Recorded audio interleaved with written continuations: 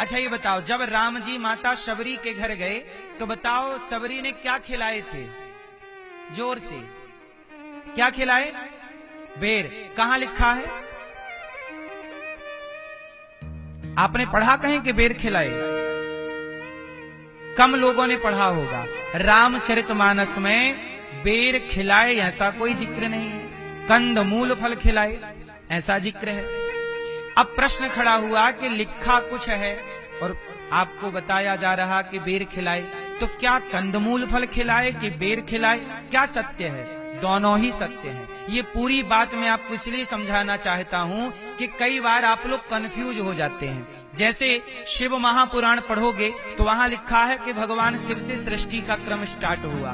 भागवत जी पढ़ोगे तो वहां भगवान श्रीमन नारायण से ब्रह्मा, ब्रह्मा जी से रुद्र और इसके बाद सृष्टि का क्रम। और जब देवी भागवत पढ़ोगे तो देवी जी से सृष्टि का क्रम मिलता है। गणेश पुराण पढ़ोगे तो गणेश जी से, विष्णु पुराण पढ़ोगे तो विष्णु जी से, अनेक पुराण पढ़ोगे तो अनेक अनेक स्थानों से सृष्टि का क्रम प्राप्त होता है। अब प्रश्न ये खड़ा हुआ कि एक ही सनातन में अलग अलग बातें क्यों लिखी हैं? शबरी ने कंदमूल फल खिलाए तो बेर की बात क्यों कही गई, और बेर की बात कही गई तो कंदमूल की बात क्यों कही गई? अब आओ इस कंफ्यूजन को मैं समाप्त करूं। कर दूं समाप्त? तो सुनो। अच्छा मुझे आप लोग ये बताओ कि भगवान राम कितनी बार अवतार लेकर आए? मैया एक बार आए? बस यही कंफ्यूजन है आपको। आप लोग ये समझते हैं कि भगवान का अवतार एक बार हुआ। नहीं, भगवान राम के कई अवतार हो चुके, राम ही कई बार आ चुके हैं। अच्छा रावण कितने बार आया? आप कितने रावण को जानते हैं? एक। अब आओ मैं आपको 4 रावणों की हिस्ट्री बताता हूं। ये सारी बात इसलिए बतानी पड़ रही है मुझे ताकि जब मैं कल्पों की बात कहूं तो आपको कंफ्यूजन ना हो। 4 रावण। रामचरितमानस में कितने रावणों की कथा है? 4। सुनो। पहला रावण जय और विजय। भगवान नारायण के द्वारपाल थे 2। क्या नाम था? जय और विजय। उन्हें सनकादियों ने शाप दिया और शाप के कारण वह क्या बन गए? राक्षस बने। क्या बने? हिरण्याक्ष, हिरण्यकश्यपु सतयुग में, त्रेता में रावण कुंभकर्ण और द्वापर में शिशुपाल दंतवक्र। क्लियर है? तो पहले में कौन अवतार लिया? जय और विजय रावण बन के आए, पहला। दूसरा, नारद शाप दीन है एक बारा। नारद जी ने शिव के गणों को, भगवान शंकर के 2 गण थे, उन्हें नारद जी ने शाप दिया, वह भी शाप के कारण रावण कुंभकर्ण बने। तीसरा, पंजाब में जलंधर है। बोलो हाँ, जालंधर है कि जलंधर है? जलंधर है।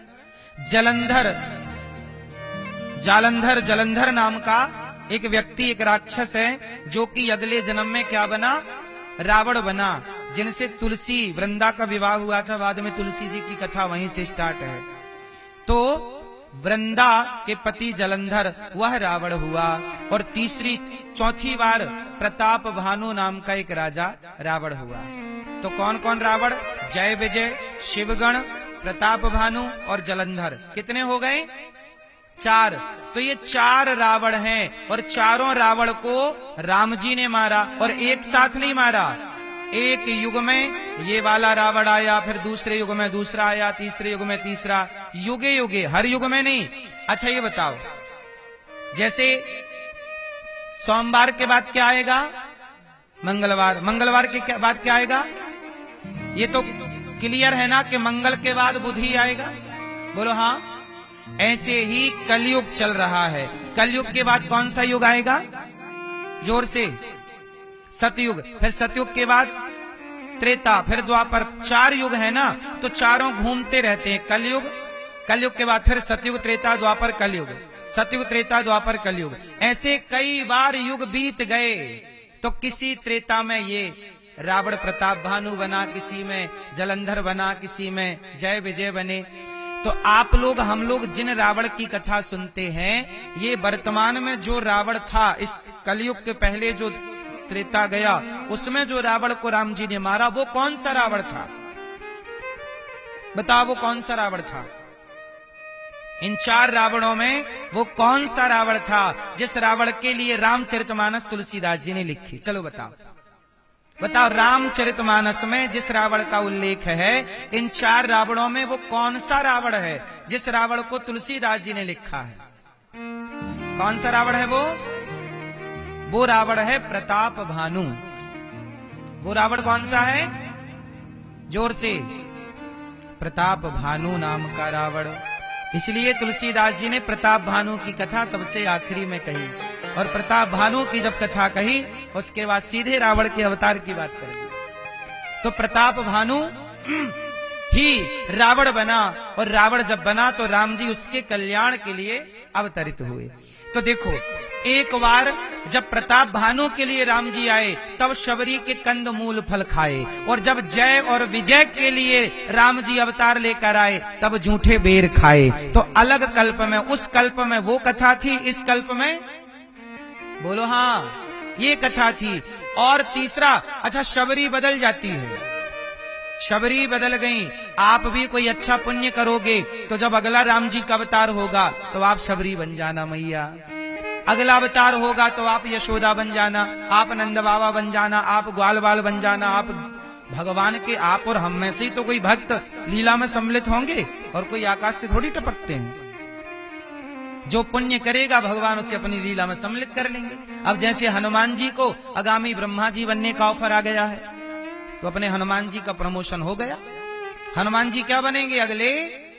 जोर से, ब्रह्मा। और राजा बलि क्या बनेंगे अगले? इंद्र।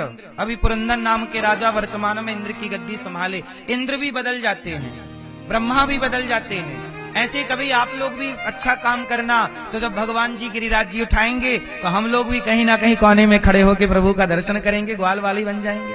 आप भी गोपियां बन जाना और भगवान को बुलाना कि आओ हमारे घर मक्खन चुराओ। लीला तो भगवान की हर बार होती है, बोलो हाँ। तो भगवान की कहते ना, हरि अनंत हरि कथा अनंता। भगवान के अवतार कथा इतनी है कि कह पाना, समझ पाना, समझा पाना ये सबके बस का काम नहीं है। इसलिए ईश्वर को प्रणाम करके आगे बढ़ना चाहिए। अब जब भगवान विदुर जी के घर गए, छिलकों का, इसलिए हमने कहा कि छिलकों का भोग लगाया, ये किसी कल्प की कथा है। छिलकों का भोग लगाया विदुरानी ने भगवान को, ये किसी कल्प की कथा है। वर्तमान में हम जो महाभारत में पढ़ते हैं वहां विदुर जी तो बड़े ठाटबाट से रह रहे हैं, ये भी वर्णन है। तो जहां ठाटबाट होगा वहां केलों के छिलकों की क्या जरूरत है। लेकिन ये कथा भी किसी कल्प की है, इसीलिए कल्प कल्प का भेद है।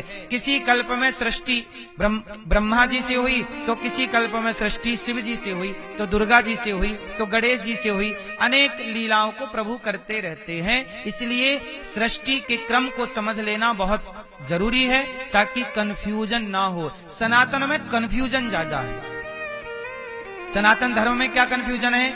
अब जैसे किसी सामान्य व्यक्ति से पूछो, क्यों भैया सनातन में भगवान कितने हैं? लोग कहेंगे कि मुसलमानों के यहाँ तो एक ही अल्लाह है, हिंदुओं के यहाँ तो भगवान बहुत हैं। अब जो नहीं जानते वो ऐसा मान लेते हैं कि भगवान बहुत हैं, जबकि भगवान सनातन में कितने हैं?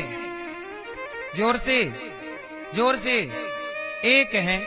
हमारे यहाँ भगवान अलग हैं और देवता अलग हैं, लेकिन ना जानने वाले लोग देवताओं को भी भगवान मान लेते हैं और कहते हैं तुम्हारे तो 33 कोटि भगवान है। 33 कोटि भगवान इसलिए कंफ्यूजन है क्योंकि शास्त्रों को ना गुरुजनों से ठीक से पढ़ा, ना चरणों में बैठ के समझा, ना शास्त्रों का ठीक से अध्ययन किया, तो कंफ्यूज स्वयं रहते हैं, औरों को भी कंफ्यूज करते रहते हैं। तो बात समझ में आई कि भगवान के अवतार अनेक हैं और अनेक कल्पों के अवतार होने से अभी कल्प क्या है ये भी मैं आगे आपको समझाऊंगा।